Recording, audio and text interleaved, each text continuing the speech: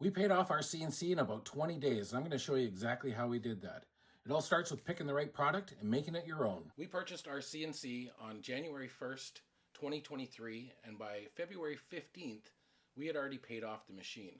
And a lot of other CNC woodworkers asked us how we do that. And I thought I'd show you. One of the first things you want to know when you're picking a product to sell is you want to be able to target a specific niche, especially if you're doing online sales. Because then if you're going to be spending money on advertising, which is what we did, you'll be able to target directly to the people that will potentially purchase your product.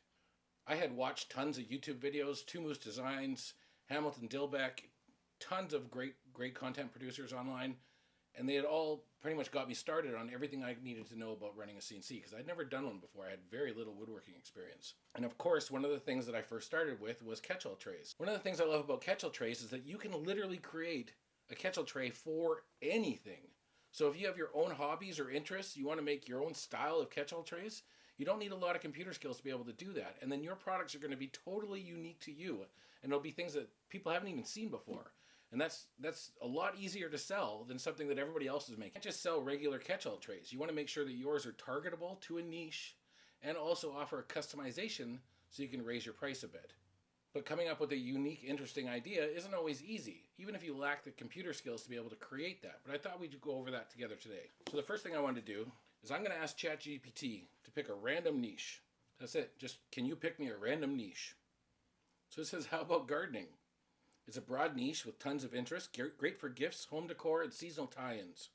I mean, that's all right, but I'm picturing like, I don't know, tools or flowers, but that's a little too generic. I want to be able to really target this. So I'm going to say pick something more specific. I want something that's easily targetable and bonus points if it fits something that I can customize. So ChatGPT says, let's go with new homeowners. I like that. It says, whether it's first-time buyer or someone moving into a dream place, that's a super sentimental moment. Tons of gift potential. Think realtors, housewarming parties, or just friends wanting to celebrate someone's new home.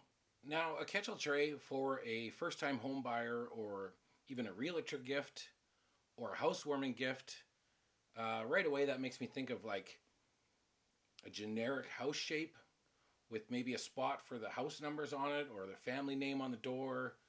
I don't really like engraving in the bottom of a tray. So that means I'd have to have the tray part separate for wherever I put the customization engravings. Another one would be, a Catchall tray is great for keys. So we could have it with a key theme. Even just to simplify, we could do a key shape with the head of the key being the tray to put your keys in. So you could have it at your entryway or wherever you want. I like that. And then maybe, yeah, I can work with that. Let's do that.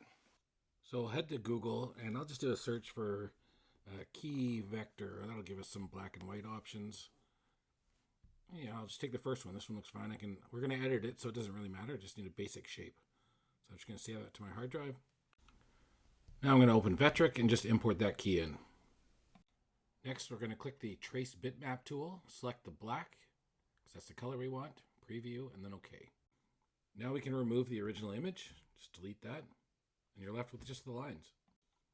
Next, we'll click the node editing. That'll bring up all the points on this image. And I don't want that little cutout area. So I'm just going to right-click each one that I don't want and just remove them. I'm just going to clean that up so that it's a straight edge at the end. And that looks good enough. So we've already changed this image a bit from what we just downloaded. I'm going to get rid of that little hole there. And then I'll bring in, I'm going to make this bowl a little bigger. I don't like how small it is. So click Draw Circle. I'm going to bring it in. That's a little better. I'm going to bring in two circles. One will be the outside of the key, and then one will be the actual bowl itself. So I've got both my circles here. And lastly, we just need to click Interactive Trim, and we're going to remove all the areas except for where we want the bowl to cut out and the exterior of the key. So one tip, because I know I'm going to be engraving this key, is I always like to do an offset and a clearance path on the top of my Catchall tray. That way that I know that when it engraves, it's going to be a perfectly flat surface. So to do that, we're going to click Offset Tool. I only make it 0.2 or 0.3 of an inch around the exterior of the Catchall tray itself. Next, we're going to add our text layer. I'm just going to pick a generic text like Times New Roman. Just for my example, I'm going to use a family name. Just place it right on the end of that key part. This will be a VCarve. I won't make it too deep. It'll be, I'm going to have to start it after the clearance. So the start depth will be 0.02 of an inch. So I did a quick preview on this just to see what it'll look like, and I already hate it, which happens. It looks like a frying pan with a broken handle. So I was trying to think like what I removed the hole on the key, and that really does make it look more of a key. I also used a bowl bit in a test cut, and I just don't like it. It doesn't look crisp, and it stopped looking like a key. So I'm going to redo the bowl itself. I'm going to add in a little hole to make it look like a key still. And I'll switch from a bowl bit to like a straight cut bit. So I've added the two other circles in. Just like before, we're going to use the interactive trim. I'm going to remove all the extra lines I don't want. And I can tell right away it already looks way better. It looks like a key again. So for the bowl itself, I'm switching to a straight bit. I'm going to do a pocket tool path. You have to remember that you've taken off a clearance layer. In our case, it was 0.02. So we're going to start depth there. I want the bowl to be as deep as possible, really, without it making the wood feel light or thin. So I'm going to go 0.6 of an inch on this one. So start depth 0.02 and then cut an additional 0.6 of an inch down. I'm also using, I think I'm using a 1/2 inch straight flute. And just for hogging out the material itself, I'm going to do a 40% step over. But here's a pro tip for Catchall trays, is I'm going to do a final pass. I'm going to make this one start at 0.62, and I'm going to change the step over to about 10%, and that's going to almost completely eliminate all the step over lines at the bottom of the tray. So I'm not even going to have to sand it. And then finally, we're going to do a profile cut. Remember to do it on the inside of the line for the hole on the key, and then on the outside of the line for the exterior of the tray. And look at that. I love Vetric because it literally gives you a perfect example of what it will look like once you've cut it out. So now we're going to send that to the CNC. We're going to cut one as an example. Now, I like to measure from the spoil board in Vetric. So I'm going to use the touch probe on the first two bits, so the straight bit and then the V bit. The straight bit's going to cut out the clearance path and the pocket itself, and then do a third one where it cleans out the bottom of the pocket. So here we go. First off, the clearance path, pocket. I mean, this wasn't a very big tray. I think it was only like 7 inches by 10 inches. But I mean, the whole cut took like 15, 20 minutes for all 3 bits. There's the engrave, the name. And then finally, we're going to get to the profile cut. Now with the end mill, I like to use the paper trick just because this is going to make sure, like, I don't think my touch probe is the precise measurement. It always kind of skims into my spoil board. But with the paper trick, I know that the bit will never go lower than the spoil board itself. So here's a final pass. I didn't use any tabs. I mean, I probably should have. I took my dust boot off so I could film the video. But you'll see, like, the bottom of the tray, you can't really see any of the step over lines. It really needs minimal sanding now. And again, I probably could have made this a little bigger. Another thing that I've started to do, which I kind of appreciate, is the engraving.